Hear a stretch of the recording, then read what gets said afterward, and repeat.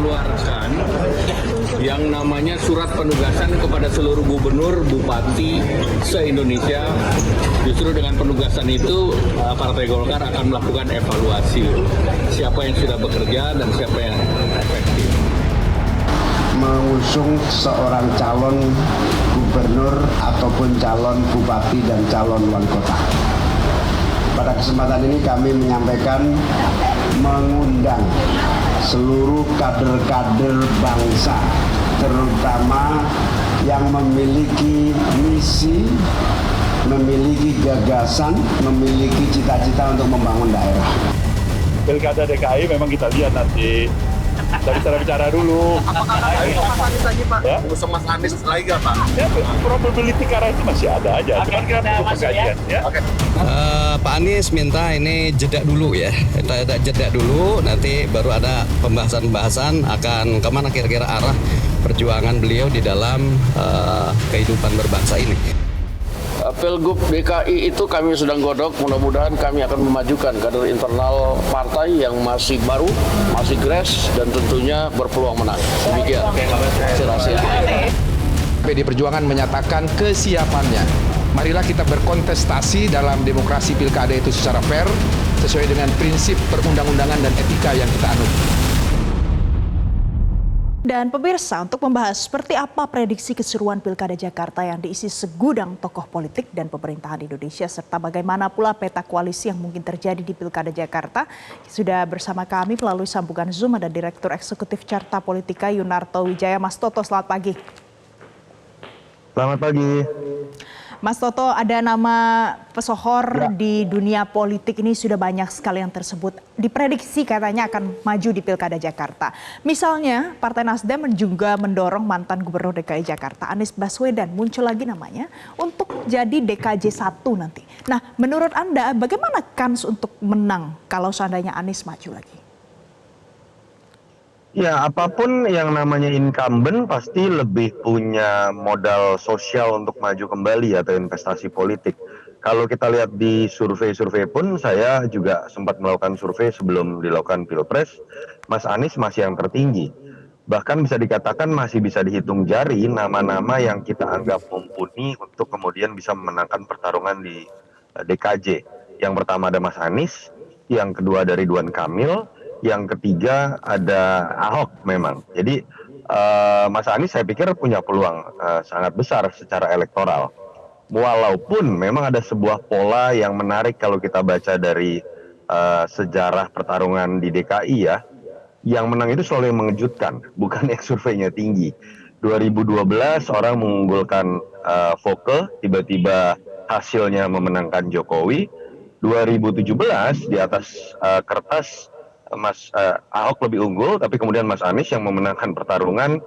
Ini juga yang menyebabkan menurut saya memang Pilkada DKI ini sangat cair, dan bukan tidak mungkin nama-nama yang akan muncul pun adalah nama-nama yang bisa saja mengejutkan, termasuk sudah mulai kita dengar nama-nama level tokoh nasional, menteri itu kemudian mulai dimunculkan. Jadi menurut saya masih sangat cair, walaupun memang peluang dari Mas Anies apalagi sudah melakukan konsolidasi politik melalui Pilpres kemarin, peluangnya tentu saja masih sangat besar. Baik, nah saking cairnya bahkan akhir-akhir ini muncul nama Menteri Keuangan Sri Mulyani yang sebenarnya punya pengalaman luar biasa di bidang yang lain begitu, tapi kemudian disebut akan maju di dalam Pilkada DKJ. Kalau menurut Anda peluangnya bagaimana? Apakah Sri Mulyani bisa punya dukungan suara yang banyak di Jakarta? Ya, pertanyaan terbesarnya kalau buat Ibu Sri Mulyani bukan peluang. Peluang saya yakin ada. Beliau memiliki nama baik di semua kalangan. Dan kalau ditanya kemampuan mengelola anggaran sebagai Menteri Keuangan, sebagai seorang ekonom, itu juga salah satu yang sangat dibutuhkan untuk Jakarta yang sedang beralih dari ibu kota menjadi kota atau pusat bisnis internasional begitu ya. Jadi dari si kemampuan dan dari sisi pengenalan dan dari sisi elektoral saya pikir ada peluang buat Ibu Sri Mulyani. Tapi saya meyakini Ibu Sri Mulyani kok sepertinya tidak akan mau gitu ya, karena saya lebih melihat kalau beliau tidak akan melanjutkan posisi sebagai seorang menteri, bukan tidak mungkin beliau akan fokus pada karirnya seperti sebelum ditarik lagi oleh Pak Jokowi di dunia keuangan internasional. Jadi kalau prediksi Mas Toto, Bu Sri Mulyaninya yang tidak akan mau. Tapi Mas, kalau kita lihat juga ada nama menteri lain, misalnya ada siapa? Tri Risma hari ini, misalnya Andika Perkasa, Azwar Anas juga ikut disebut. Pak Ada pula Basuki, nama Ahok. ya betul, betul. Kemudian gimana kalau ada beberapa nama yang kemudian dia adalah tokoh-tokoh nasional, kemudian diprediksikan di Pilkada Jakarta, apakah ini karena mungkin masih baru, jadi banyak nama-nama yang disebut, atau bagaimana? Iya, kalau saya melihat dari masing-masing partai semuanya masih bingung ya. Kalau kita coba lihat, bahkan Golkar pun itu masih menyebut 3 nama. Ridwan Kamil ketika disebutkan ternyata surat tugasnya ada 2 di Jawa Barat dan di DKI. Bahkan statement dari teman-teman Partai Golkar, fokus utama RK itu ada di Jawa Barat. Walaupun kalau saya melihat RK ini mungkin juga akan bisa fleksibel diposisikan oleh Partai Golkar. Kalau Anies maju di DKI bukan tidak mungkin RK akan diposisikan maju oleh Golkar dan mungkin di backup oleh partai-partai pendukung tim yang lain, Koalisi Indonesia Maju. Kalau terkait misalnya PKS pun sampai sekarang masih bingung. Di satu sisi mengatakan membuka untuk Mas Anies, di sisi lain mengupayakan untuk kader. Karena biar bagaimanapun ada harga diri di situ sebagai partai pemenang kok tidak memajukan kader sendiri. PDI lebih galau lagi. Kita tahu Ahok cukup kuat, tapi kontroversi seorang Ahok ini kan juga besar dan isu SARA yang mungkin masih akan mengemuka dan memunculkan nama-nama tokoh nasional. Ada Pak Basuki tapi sudah menolak, Ibu Sri Mulyani yang saya meyakini sulit untuk diharapkan maju di DKI, lalu kemudian Azwar Anas, Ibu Risma. Ini menunjukkan sebenarnya semua masih saling menunggu dan biasanya nama-nama yang muncul itu malah mengejutkan di masa injury time. Saya dulu tiba-tiba akhirnya Pak Jokowi disetujui oleh PDI Perjuangan dengan Ahok, lalu kemudian Mas Anies juga baru masa injury time. Jadi memang masih sulit menurut saya untuk kita menerka sekarang, dan harus diingat loh, Pilkada saat ini adalah pertama kalinya bersamaan tahunnya dengan pemilu presiden. Dan saya meyakini penentuan nama-nama di pilkada yang strategis seperti DKJ mungkin akan ditentukan juga oleh koalisi yang terbentuk di Pilpres. Nah, menurut Mas Toto, karena kan sekarang masih baru dan juga masih banyak yang bingung juga ya. Menurut Mas Toto, apakah harus koalisi di pilkada ini sama saja dengan di Pilpres atau bisa berbeda nanti? Ya seharusnya memang tidak ada kaitan bahwa kemudian konstelasi yang ada di level daerah berbeda itu adalah keniscayaan, dan selama ini tidak ada koalisi permanen di level nasional yang kemudian berkorelasi di level daerah, bahkan ideologi pun menjadi hilang.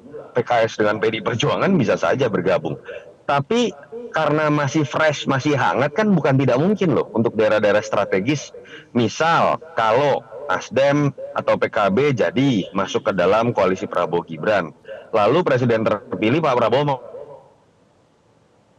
kita jadi satu ya di DKI karena saya tidak mau Anies yang maju misalnya. Di situ kan akan terjadi kegamangan. Apakah misalnya PKB dengan Nasdem akan mengambil sikap seperti komitmen dengan koalisi perubahan dalam konteks pilkada, atau kemudian membuat deal baru karena menghormati presiden terpilih yang menerimanya masuk dalam koalisi pemerintahan. Itu menurut saya akan jadi pertarungan di panggung belakang juga yang menarik, walaupun kita nanti akan bisa lihat juga resultnya di panggung depan. Ada satu faktor lagi, karena ini kan baru menjadikan atau ada baru transisi ya dari DKI Jakarta menjadi DK Jakarta yang kemudian jadi wilayah aglomerasi dan pasti ada kaitannya dengan pemerintah pusat. Menurut Anda kalau seandainya dengan pemerintahan Prabowo Subianto nanti, apakah nanti di Jakarta ini pasti akan ada koalisi yang bagaimana ya mengaitkannya dengan pusat begitu? Sebetulnya kalau kita bicara fungsi gubernur, semuanya itu lebih memiliki peran sebagai perwakilan pemerintah pusat. Karena kan otonomi daerah itu ada di level 2. Jadi makanya banyak kenapa kemudian pengamat atau pakar tata negara yang mengatakan gubernur sebaiknya dipilih presiden. Jadi, artinya apa? Walaupun menjadi aglomerasi, menurut saya tidak serta-merta bahwa itu akan bisa jadi alasan gubernur DKJ ini akan disertai, akan ditentukan oleh koalisi permanen yang ditentukan oleh presiden terpilih. Selama dia masih dilindungi oleh undang-undang untuk menjadi pertarungan langsung, pemilu langsung, yang partai-partai punya hak untuk membentuk koalisinya masing-masing, saya sih meyakini tidak mudah buat Pak Prabowo katakanlah membentuk koalisi permanen untuk memenangkan pilkada di DKJ ini. Masing-masing partai akan bergerak dengan kepentingannya sendiri. Jadi masing-masing partai akan bergerak dengan kepentingannya sendiri. Tapi menurut Anda, kalau ada beberapa nama yang sudah muncul di kalangan masyarakat, sebenarnya yang paling ideal untuk mengawal DK Jakarta itu nanti adalah yang seperti apa? Kalau dari nama-nama yang ada ya, dan kalau kita berbicara dari sisi pendidikan politik secara rasional ya, saya ingin sekali melihat pertarungan ulang Anies dengan Ahok tanpa isu sara. Karena disitulah kemudian publik bisa secara objektif menilai. Masing-masing punya portfolio nih.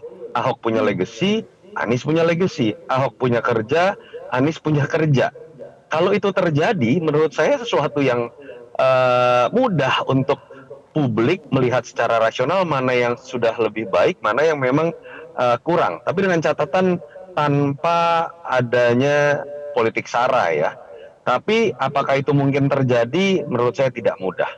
Contoh, menurut saya Pak Prabowo yang punya koalisi besar di level nasional tidak dekat dengan keduanya. Bahkan bisa dikatakan punya sentimen historis tidak bagus. Artinya bukan tidak mungkin salah satu di antara Anies dengan Ahok sulit untuk mendapatkan threshold cukup untuk bisa maju. Di sisi lain, andai kata pun mereka memenuhi syarat, minimal akan ada calon ketiga yang mungkin akan dibangun oleh koalisi Pak Prabowo sebagai presiden terpilih. Jadi menurut Mas Toto, Anies dan juga Ahok ini cocoknya duel, bukan duet? Bagaimana kita ingin menyatukan seorang Anies dan Ahok? Pertanyaan saya, emangnya ada yang mau jadi wakil? Dan apakah etis dan pantas seseorang yang sudah pernah jadi gubernur kemudian nyalon lagi menjadi wakil gubernur yang dalam sistem presidensial dan terjemahannya dalam posisi kepala daerah itu hanya menjadi ban serep juga. Buat saya seharusnya orang ketika sudah jadi gubernur tidak boleh lagi, tidak pantas lah, bukan tidak boleh untuk kemudian maju menjadi wakil gubernur hanya karena ingin dapat kekuasaan. Baik, jadi kalau dari prediksi Mas Toto tidak pantas kalau seandainya sudah jadi gubernur kemudian mau menjadi wakil. Bukan prediksi, itu penilaian saya. Nggak pantas dong, orang udah jadi gubernur tiba-tiba nyalon lagi sebagai wakil gubernur. Oke, Mas Toto Harusnya terakhir, kesempatan diberikan dia untuk maju lagi menjadi gubernur. Mas Toto, apakah ada PR khusus atau menjadi tugas yang lebih berat pada saat Jakarta tidak ibu kota lagi tapi menjadi daerah khusus Jakarta, dan ini bukan hanya Jakarta tapi ada aglomerasinya juga? Plus minus ya, di satu sisi secara politik dia tidak lagi menjadi ibu kota negara, ada status yang ditinggalkan. Tapi sebetulnya ada beban juga yang terlepas, sehingga kemudian betul-betul bisa fokus menjadi pusat bisnis internasional, kota besar metropolitan yang tidak terbebani oleh isu-isu politik. Jadi apapun DKJ ini tetap akan jadi kota terbesar, daerah paling produktif dengan anggaran terbesar di Indonesia. Menurut saya, apalagi kalau dikembangkan menjadi aglomerasi ya, artinya banyak PR yang misalnya selama ini kita tahu terhambat karena keterbatasan kewenangan, misalnya macet. Macet itu kan nggak bisa selesai kalau tidak ada koordinasi yang baik dan kewenangan yang bisa dilintas batas terkait dengan arus masuk dari daerah-daerah sekeliling Jakarta, termasuk juga penanganan banjir yang selalu jadi momok, itu kan juga terkait dengan daerah-daerah penyangga di sekitar Jakarta.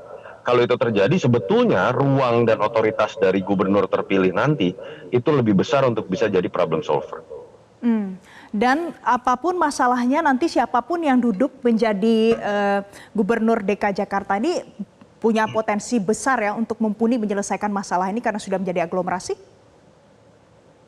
Betul, itu seharusnya sebuah kekuatan baru yang tadi saya katakan. Ketika selama ini kita berbicara mengenai penanganan banjir, nggak mungkin tanpa koordinasi penanganan masalah juga di Bogor, di Kabupaten Bogor, Kota Bogor, Bekasi, termasuk juga penanganan kemacetan.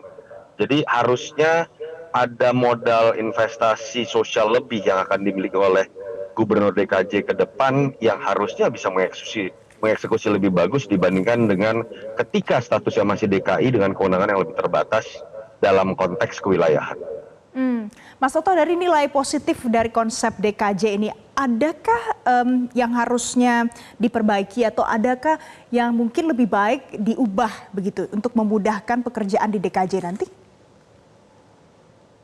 Saya pikir sudah akan banyak masukan ya. Ini kan masih uji coba ya. Yang jelas kan kemarin masukan-masukan masyarakat juga cepat masuk. Contoh sempat katanya ingin ada pasal terkait dengan dipilih presiden dan kemudian diubah lagi. Lalu saya dengar misalnya ada